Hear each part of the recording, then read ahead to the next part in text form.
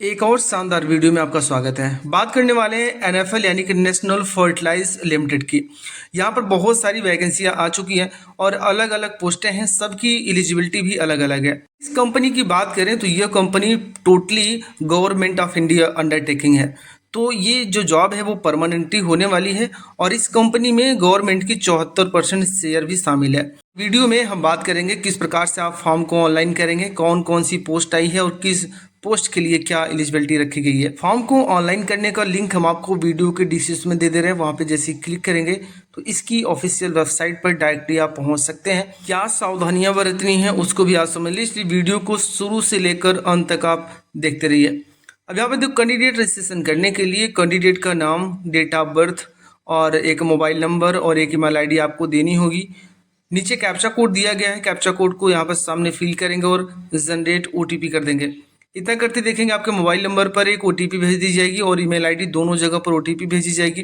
पहले वाले बॉक्स में मोबाइल ओटीपी फिल करना है, दूसरे वाले बॉक्स में ईमेल ओटीपी को फिल करना है। आपको अपना पासवर्ड बनाना है। जैसे आपका नाम राहुल है तो राहुल @123 बना सकते हैं। बनाने के बाद और रजिस्टर के ऑप्शन पर क्लिक करेंगे तो आपके मोबाइल नंबर पर एक यूज़र आईडी भेज दिया जाएगा। उस यूज़र आईडी को यहाँ पर आप फिल करेंगे और आपने अपने मन का जो पासवर्ड बनाया है वो पासवर्ड यहाँ फिल करेंगे। कैप्चा कोड डालकर आप लॉगिन के ऑप्शन पर क्लिक कर दीजिए। लॉगिन होते ही आपसे पूछा जा रहा है किस पोस्ट के लिए आप फॉर्म भरना चाहते हैं।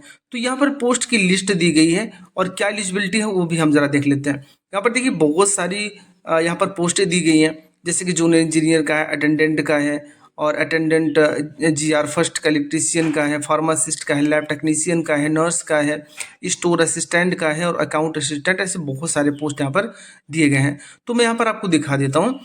जैसे यहाँ पर जाएंगे ना, देखो पोस्ट का नाम दिया है, जैसे junior engineer assistant grade second का है। टोटल पद 108 पद है और बैचलर डिग्री इन साइंस यानी कि साइंस बीएससी पीसीएम यानी कि फिजिक्स केमिस्ट्री मैथ होना चाहिए मिनिमम 50% मार्क के साथ। या अगर ये नहीं है तो 3 साल का डिप्लोमा होना चाहिए केमिकल इंजीनियरिंग में 50% मार्क के साथ।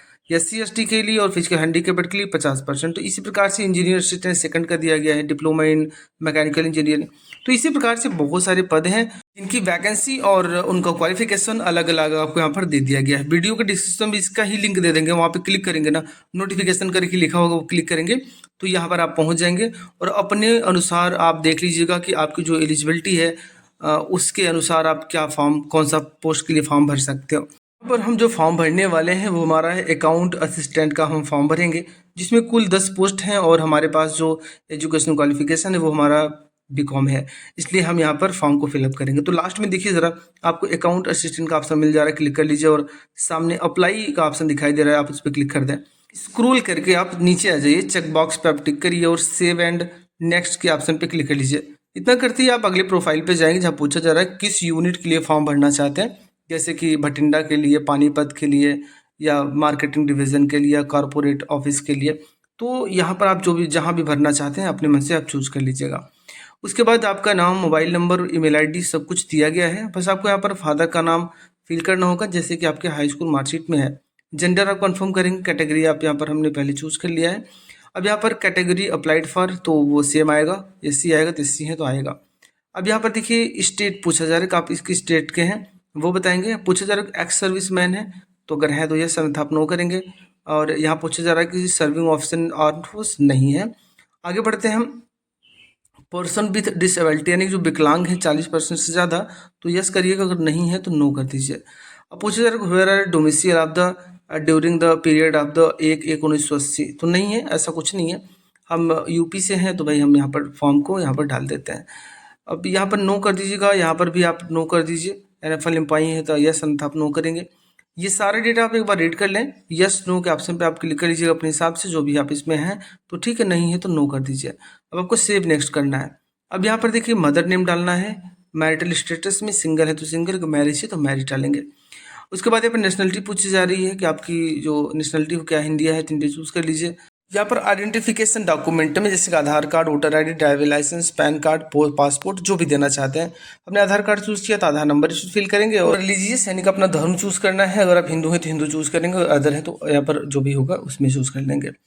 करिस्पॉन्डेंट एड्रेस में जाएंगे तो अगर आप ग्रामीण से हैं तो ग्रामीण डेटा इसमें फिल करेंगे, अगर आप शहर से हैं तो शहर का डेटा आपको फिल करना होगा।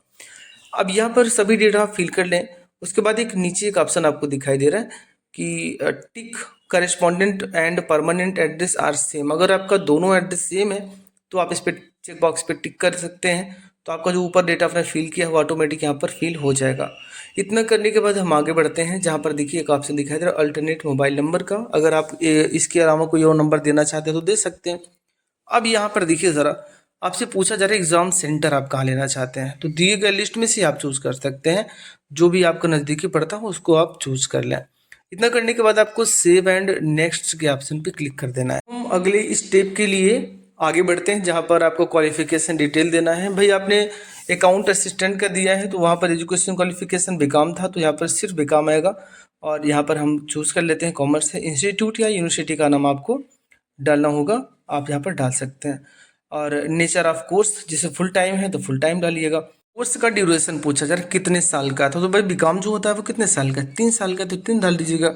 और ये पूछा aggregate mark, percentage of mark कितना प्रतिशत आपका था, यानी कि इस ग्रेजुएशन में, तो इसको डाल दीजिएगा। रिजल्ट कब आपका डिक्लेयर हुआ था उस डेट आप अपने मार्कशीट में देख कर डाल सकते हैं। यहाँ पर अदर एजुकेशन क्वालिफिकेशन देना है, जिसमें आप देख लें कि जैसे हाई स्कूल और इंटर का डेटा मैंडेटरी है, ठीक है ना, इन दोनों डेटा आपको देना होगा। पूछा जा रहा है कि जो आपका हाई स्कूल है उसमें क्या क्या सब्जेक्ट आपने लिया था, वो सारे सब्जेक्ट के नाम आपको यहाँ पर फिल करने होंगे। और उसी प्रकार से इंटर का भी सब्जेक्ट आपको फिल करना होगा। यहाँ पर बोर्ड का नाम या यूनिवर्सिटी का नाम यहाँ पर आप डालेंगे। फिर पूछा जा रहा है कि नेचर ऑफ कोर्स, तो जैसे फुल टाइम है फुल टाइम, तो जैसे भी आपने ऊपर फिल किया था बिल्कुल वैसे हाई स्कूल और इंटर का डेटा फिल करके आप सेव एंड नेक्स्ट के ऑप्शन पर क्लिक कर लीजिए। अब यहाँ पर देखिए एक्सपीरियंस पूछा जा रहा है। भाई बहुत सारे ऐसे लोग होते हैं, किसी कंपनी में काम किए होते हैं तो उनके पास अनुभव होता है, वो डेटा देना चाहते हैं तो दे सकते हैं। अगर नहीं देना है तो कोई बात नहीं, आप नीचे आ जाइए और सिर्फ सेव एंड नेक्स्ट के ऑप्शन पे क्लिक कर लीजिए। सबसे पहले आपसे पूछा जा रहा है कि एनएफएल में इसके पहले कभी भी आपने इंटरव्यू दिया है, अगर है तो ठीक, अन्यथा आप नो के ऑप्शन पे क्लिक कर लीजिए। अगला ऑप्शन है उनके लिए पूछा जा रहा है कि एनएफएल कंपनी में क्या आपका कोई रिलेटिव, जैसे आपका भाई, आपका पिता कोई काम करता है क्या, अगर है तो ठीक, अन्यथा आप नो करिएगा। अब यहाँ पर देखो आई सर्टिफाइड दैट, तो ये जितना भी डेटा यहाँ पर दिया गया है वो आपका केस से संबंधित, जैसे कोई पुलिस केस तो नहीं आपके ऊपर, तो यहाँ पर आपको नो नहीं करना है, आपको यस करना है। पर देखिए पहले से लिखा गया है कि no FIR has been filed again my, तो आपके प्रति कभी, यानी कि अभी एफआईआर नहीं होती, यस करिएगा। इसमें भी आपको सेम कंडीशन है। पूछा जा रहा है कि क्या कोई पेनाल्टी लगी, जैसे आप कहीं काम कर रहे थे तो आपके ऊपर कभी पनिशमेंट आपको मिला, कहीं पेनाल्टी तो लगी, इसमें आपको यस कर देना है। नो पे यानी कि नहीं करना, यस करना है। सेव एंड नेक्स्ट के ऑप्शन पर क्लिक कर लीजिए। अब यहाँ देखिए ज़रा, आप कुछ डॉक्यूमेंट जितने भी आपने दिए होंगे वो सभी डॉक्यूमेंट को आपको अपलोड करना होगा। सबसे पहले फ़ोटो अपलोड करेंगे, सिग्नेचर अपलोड करेंगे, अपने आधार कार्ड के बोथ साइड, दोनों साइड का पीडीएफ बनाकर अपलोड करेंगे। उसी प्रकार से डेट ऑफ बर्थ प्रूफ डालेंगे, जैसे हाई स्कूल की मार्कशीट है वो डालेंगे, बीकॉम की मार्कशीट है, सर्टिफिकेट है, ये सभी डेटा आपको फिल करने होंगे। बस आपको यहाँ पर ध्यान रखना है कि जो आप फोटो और सिग्नेचर अपलोड करेंगे वो जेपीजी फॉर्मेट में होंगे, और उनके सामने एलिजिबिलिटी भी दी गई है कि कैसे आपको अपलोड करना है, ठीक है ना। तो यहाँ पर हम आपको दिखा भी देते हैं। जैसे फोटो है ना, तो फोटो में देखिए यहाँ पर लिखा गया है कि file size should be between 20 KB से लेकर 150 KB के बीच होना चाहिए, जेपीजी फॉर्मेट में होगा तो बड़ी आसानी के साथ अपलोड हो जाएगा, कोई प्रॉब्लम आपको नहीं आएगी। तो ये सभी डॉक्यूमेंट हम एक तरफ से अपलोड कर लेते हैं, उसके बाद हम आगे बढ़ते हैं। देखिए सभी डॉक्यूमेंट अपलोड करने के बाद आपको फिनिश वाले ऑप्शन पे क्लिक करना। तो ये प्रॉब्लम आ सकती है इस साइड का नॉट भी, कोई बात नहीं है, बार बार 2 से 3 बार ट्राई करेंगे तो ये एप्लीकेशन फॉर्म आपको रिव्यू सामने आ जाएगा।